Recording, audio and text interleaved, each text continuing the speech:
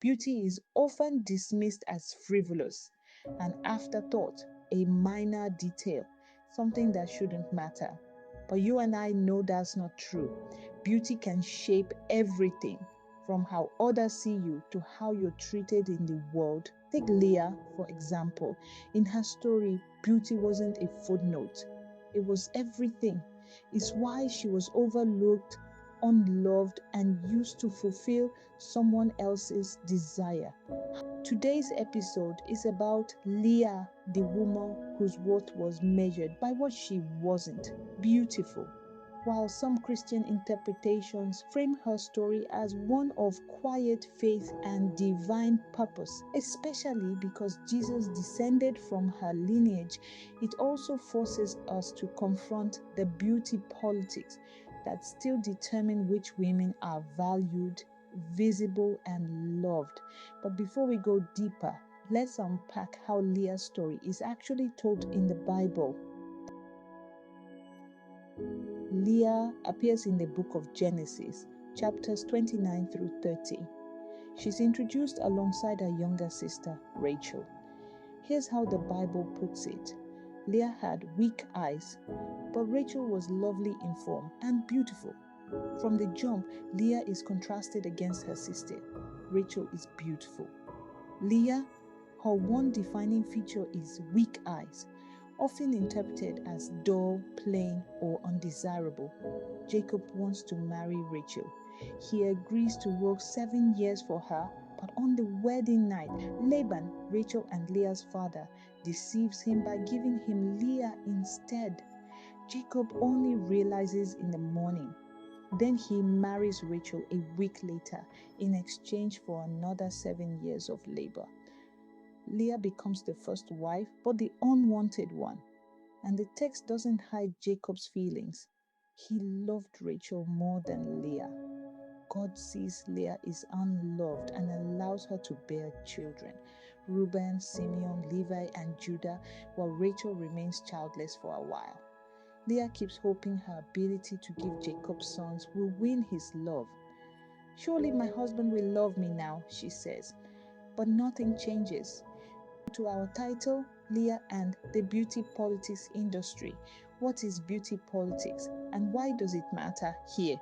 Beauty politics refers to the system where women's worth is tied to how well they meet certain physical standards, usually ones rooted in patriarchy, class, colonialism, and race.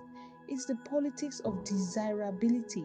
Who gets chosen, elevated, or protected because of their appearance, and who gets overlooked, dismissed, or discarded. In Leah's story, beauty is positioned as power. And because she wasn't considered as one, she spends her life performing, producing, and praying for love. This isn't just Leah's story, it's a blueprint we're still living with. Here are some of the ways Leah's story still harms women today. Women are still judged by their looks. First, from dating apps to job interviews, appearance is often the first and loudest metric used to assess women's value. Just like Leah was defined by her weak eyes, women today are judged for not being thin enough, light enough, curvy enough, or feminine enough. This pressure leads to insecurity, disordered eating, and endless performance. Pretty privilege still shapes relationships. Leah's story centers around love she never receives.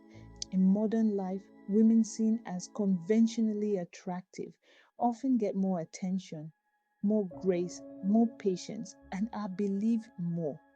Meanwhile, others are told to be grateful for any love they get. This creates hierarchies even among women, with beauty as currency. Fertility is still used to earn love. Leah tried to earn love by having children. That dynamic hasn't changed much. In many cultures, a woman's ability to bear children, especially sons, is still tied to her value as a wife. Women struggling with infertility are often blamed or shamed. And even today, women sometimes believe motherhood will save or stabilize broken relationships. Jacob chose Rachel, but Leah was given no say in her marriage. Today, even in progressive societies, many women still have their futures shaped by men's preferences. What men want, who they marry, who they ignore. The idea that a woman's life begins when a man picks her remains pervasive. To reclaim Leah is to stop tying our worth to how we look. Leah reminds us that we do not need to conform to the world's narrow definitions of beauty to be worthy of love, joy, or dignity. We do not have to settle for less than we desire or deserve. We only need to be seen first and fully by ourselves.